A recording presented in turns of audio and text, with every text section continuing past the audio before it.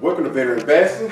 Today we're going to talk to one of our brothers in arms. He also is my brother in corrections, actually also. And we had good times out there, but this is more about, our brothers who serve our country and put their life on the line for you people out there. So without further ado, we're going to, I know him as Parrish, aka Sgt Parrish, which also he's a sergeant in the military. So I know him as Parrish. You're gonna know him as, Sergeant Jumper, because as you can see by his hat, he is airborne. I am airborne. So we're gonna kick it over to him, let him tell you about himself, name, rank, so on, and we'll continue on from there. So. Okay. My name is Sergeant Sgt Parrish. And I originally joined the Army back in 2007. I joined the Army as a 12 Bravo, which is a combat engineer. And I was stationed down at Fort Stewart in Georgia for a little bit, so I got a little armor experience. I got out the Army, and I came home to do correctional stuff. And after a couple years, I decided that I kind of missed the military, and I went back in, and now I'm stationed at Fort Bragg, which I'm a current sergeant at Fort Bragg. I'm in the engineering unit. I am an engineer, and now I'm airborne. So I jumped, and I've been in Afghanistan, I've been in Iraq, and I'm just trying to use some of them expertise and some of them experiences to try to give back to the community and try to link up with some other veteran brothers and help them out here and, help shape their life and do some positive things in this world. Okay. We'll get to that. Now, we're gonna keep it respectful because, like most veterans, they deal in PTSD from being deployed. So we'll keep it respectful. We'll keep it to where, let him talk about what he feels comfortable talking about, so that we don't want to open up any old wounds. But so your first, you didn't have to go back to boot camp, right? No, I didn't have to go back through it. So once I graduated basic training in 2007, at the end of 2007, I went to my unit in the beginning of 2008, and they kept my training, and I kept all my training certificates and all that extra stuff. And when I went back in last year, only thing I had to do was just give that paperwork and let them know that I was highly qualified to come back in and continue doing the job. Okay. So I know for me, now with my stint in the Army, I ended up at Fort Sill, Oklahoma for a warrior transition. Okay. Where did you go to boot camp at? Oh, so I went to boot camp at Fort Leonard Wood in Missouri. That was back in the day, and they call it Fort Lost in the Woods. Or Fort Leaving Wood. Yeah, Fort Leaving Wood. So you out there and you actually lost in the woods, honestly. I'm kind of glad you went to Benning, boy. You know what I'm saying? Y'all boys is crazy. Yeah, the Benning boys is crazy. Yeah, Benning is a whole different. Oh man. Yeah, it's a different animal. Different animal. Now, so you said you did, and we're gonna keep it respectful. You been to Iraq. I have been to Iraq. How many times? Once. I've been to Iraq once. And Afghan? I've been to Afghanistan twice, counting last year when I joined back in. Yeah. The unit. Also, right now I'm in the 82nd Airborne Division, and when I came back in, they were deploying. So I tried my best to go out there with the brothers because I was just out there with them for about 3 months training. And by me just going back in, I wanted to show my leadership. Yeah. I really wanted to show my leadership by going overseas with them. And they asked me, they was like, hey, we know you just got back in. Are you sure you want to come do it? I was like, I'm in the armed forces. I was like, it's a commitment. I was like, this is brotherhood. Let's go get it. I will go with you anywhere. And that's the thing that I would say that most of the world don't get. here with us veterans, we are, it's instilled in us that you don't leave a brother behind. No, never. You know what I'm saying? If your brother's out there in the fight, you're out there in the fight also. So, let me see. The next thing, cause we kind of jumped ahead to your retirement overnight overseas. But where did you do your AIT at? So I did AIT back in the day. I did OSIT, which I did AIT and basic training all at the same spot, which it was Fort Leonard Wood, Missouri. Yeah. That's for us 12 Bravos combat engineers. So we did it all in the same spot. And where you did your jump school at? So I did my jump school down there at Fort Benning. Ah! Down there at the Airborne Academy. Yeah. I did 3 weeks down there to learn how to jump and learn how to get that special skill to jump out of an aircraft, a high performance aircraft. Yeah, that takes a special kind of crazy to jump out of a perfectly good plane. I can tell you this, it's kind of scary at first because once you actually put on your chute and you put on all the equipment and you actually get up there in the air, yeah, the plane be rocking and you kind of psych yourself out and be like, hey, this can't be safe, but you know your brothers before you done did this and your jump masters and everybody that's training, you gotta instill some type of confidence in them that they won't put you in a situation that you will harm yourself. So I end up jumping. I ended up jumping. I had a good experience for my first jump. And when you go through Airborne school, they make you do 5 jumps. And I did all 5 jumps successfully, and I graduated. Yeah, that first jump to me is the scariest. It was. Daggum jump. Man, it was so scary. I've heard. I didn't, but I've heard people peeing on themselves on that first jump. So there's a couple people out there that was scared.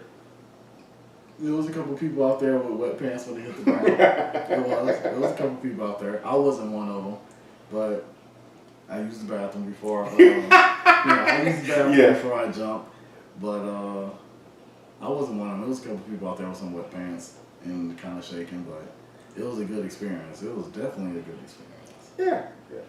Really. Did you ever do Sears? SEER school? Yeah. No, I haven't. I haven't went to SEER school yet.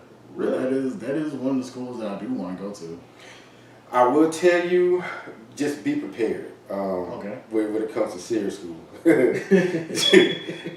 I've heard some crazy stories about that school right there. Sears is a whole nother animal. I'll jump again. Right. Before going through Sears, especially level 2 Sears. Right. I will jump again before that. That is a monkey in itself. It is. So where all have you been stationed at? Okay, so I have been stationed between basic training. So let's start from basic training. Basic training was Fort Leonard Wood, Missouri. My first duty station was Fort Leonard Wood, and basically it was Fort Leonard Wood in Missouri out of basic training. When I got out of basic training, I was at Fort Stewart in Georgia, down there in Hinesville. Yeah. Then I got out the Army, and now I'm stationed at Fort Bragg. Fort Bragg, North Carolina. Oh, Bragg. Well, at least it ain't Drum. No, I mean, Drum is cold up there. It is real cold up there. Drum. Now, in the summertime, Drum's alright, but in the winter, Drum is a beast. You got nothing to do with ice fish. I know. You know what though? Hood. Hood is the place. Oh, Fort Hood. Oh yeah. My cousin was stationed out at Fort Hood. She married a soldier. She actually married a Cab Scout, and he did his 3 years at Hood, and he actually got deployed to Egypt. See, my brother was Cab. Okay. He was part of the first one I lived.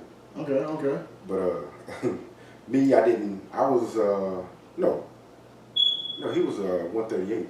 138. I was part of the first 111th. Okay. But my brother, he was a Cav. Him and hopefully if I get him on the channel, his running mate McCombs, they were with the Cavs. But other than your boot camp AIT, is there any other thing about the military that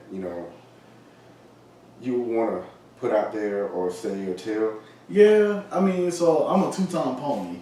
So I didn't went in, I came out, and I went back in. One thing that I can say is being outside of the military and you work a civilian job, sometimes the camaraderie isn't there. But sometimes, like, me and him, we work together at a prison down here in Georgia, and you get other veterans, and you get other veterans around, and we talk about stuff, and we make that camaraderie at the workplace, you know. But then it's just something about, honestly, just being in the field with your boys while it's raining, training out there, running lanes, shooting, and just going over basic military tactics. Something about sucking together brings everybody closer, you know. And that's just something that I kind of missed. So we used to work on a shift that was short, and by us working on a shift that was short, it kind of brought us all together because we would all work hard and we would all try to get the day's work done. And I do miss that. I miss all my brothers. I miss my brothers in corrections, and I miss my brothers in arms. So I had to take me a little bit more time to actually go back in and, you know, I guess prove myself again. Yeah. I guess I could say it like that. Prove myself again, because I did miss that, and I did like that. I do. I miss the family aspect of it. Correct. You know, because I don't think there is no other career where you're as tight as knit as the armed forces. Now, don't get me wrong. I mean, there are certain other places where, you know, you form your cliques. Yeah. You know, but I don't think there's no other career where it's just that tight knit. You know what I'm saying? Right. You know, there are brothers out there, or people that I've served with, that to this day, if I call them, you know, they come and see about me, and likewise the other way around. And that's the one thing that, you know, that I say that a lot of people in the civilian world should instill into their way of being, because of what's going on in the United States right now. It don't seem like it, but it is a big separation, you know what I'm saying, with this whole deal.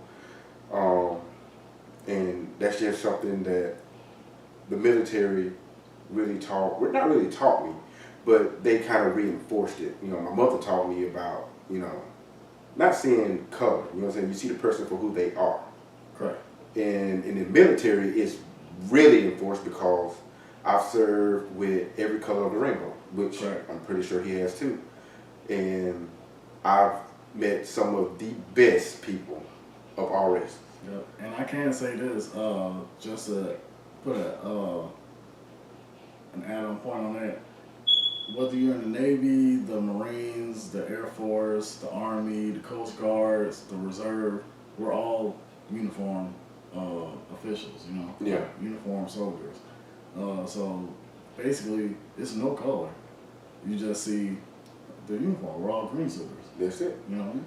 Well, in the Navy, it's blue. But Yeah, blue suiters. Yeah, there you go. But yeah,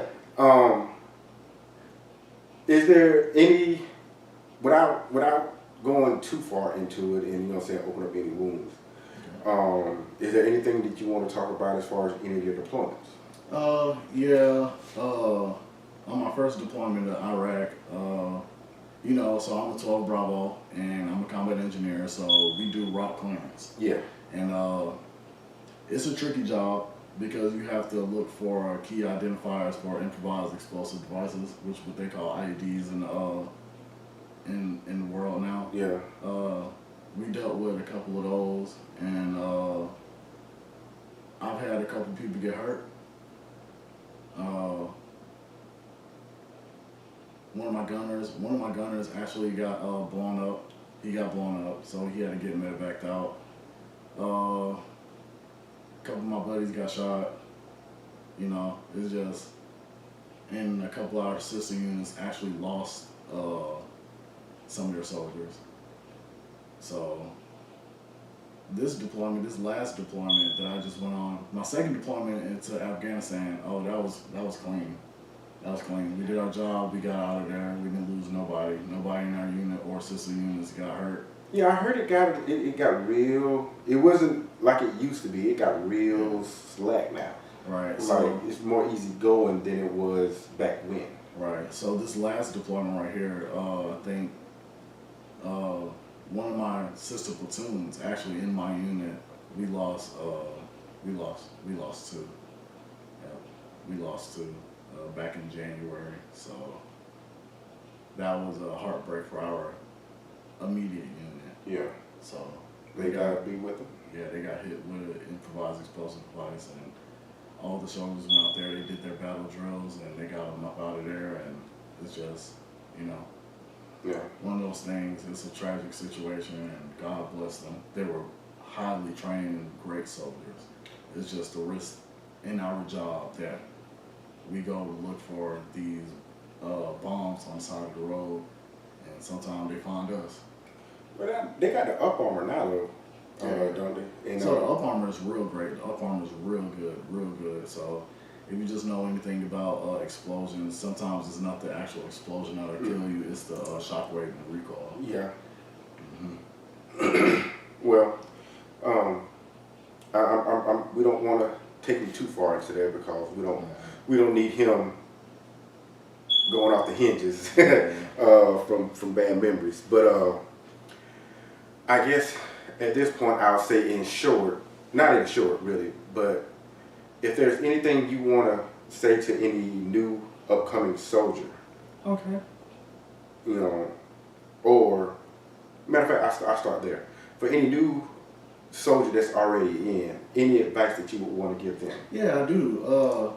The Army is what you make it. The military is what you make it. The armed forces is what you make it. Sometimes you may not have the best experience in one spot, so travel around. Use that time. Use the military to travel around and gain that experience. Like go meet other people, go do different things. Just be a go-getter. You don't stay stagnant. Don't never stay stagnant, because once you stay stagnant, that's when you start sinking in your career. So always be open to new ideas, always gain them new schools, always look for new knowledge, always look up to your leaders and be in their ear, pick their brain, get what they know, ask them what they know, and then take new opportunities and make it your own, so you can have a successful career. Yeah. Very good advice. Very good advice on that one. So, also, one thing I would say for you new guys, save all your paperwork. Correct. Save all your paperwork. Any medical paperwork that you got, save it. Yep. Make copies of it. Certificates. Everything. Any type of training, because I can tell you this, that helped me get back in.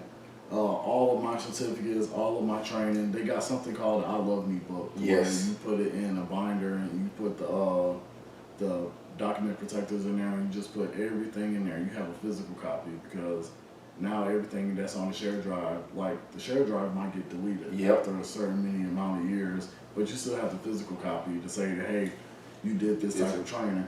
Yep. So when I went back in with all my qualifications, because I had my I Love Me book and I had all my training certificates, and basically I done had a 5-year gap and I'm right here back with my peers. Yeah. Just by with my training. So I got me a pretty decent position right now, and I'm just looking to advance my career a little bit more and probably get promoted and probably retire. Yeah. How many more years you got left? I have like 9 more years. Oh, 9 more years before I That's retire. spin on your head. That's what? Yeah. Basically 2 realistic? Yeah, it's like 2 more realistic. 2 more realistic. I think this next reenlistment I do, I might have to go in depth when I rank up. Right. When I get another rank. So, for any young person coming out of high school who's thinking of joining the armed forces, okay. So what would you tell them as far as advice goes? Okay, this is what I would tell them. The military is a great career. It is what you would want to make it. The military has any job in the civilian world, and I'm not just talking about like just for job stability, because the military is always going to be there. Yeah. It is a great career field to go in. But if you want some discipline, it depends on the background you come from. If you want some discipline, you want to be around some people that make you a man or a woman. If you want some highly trained people and you want some good advice, join the military. The camaraderie is great. I love it. I love the camaraderie. That's true. If you're coming straight out of high school, think about making the military a career. No matter what branch you go in. You don't just have to be an Army veteran. I mean, we're Army veterans. Well, Navy veteran too. Navy and Army. Yeah, here. Navy and Army. So, I'm a 2-time Army veteran. So Yeah. that'll be a great career path.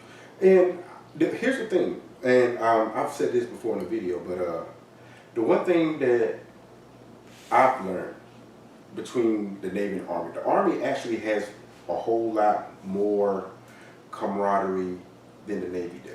Like the Navy, you can see the separation between your officers. Well, from E7 up into the officers, you can see the separation for real. Like they don't really jive with the enlisted.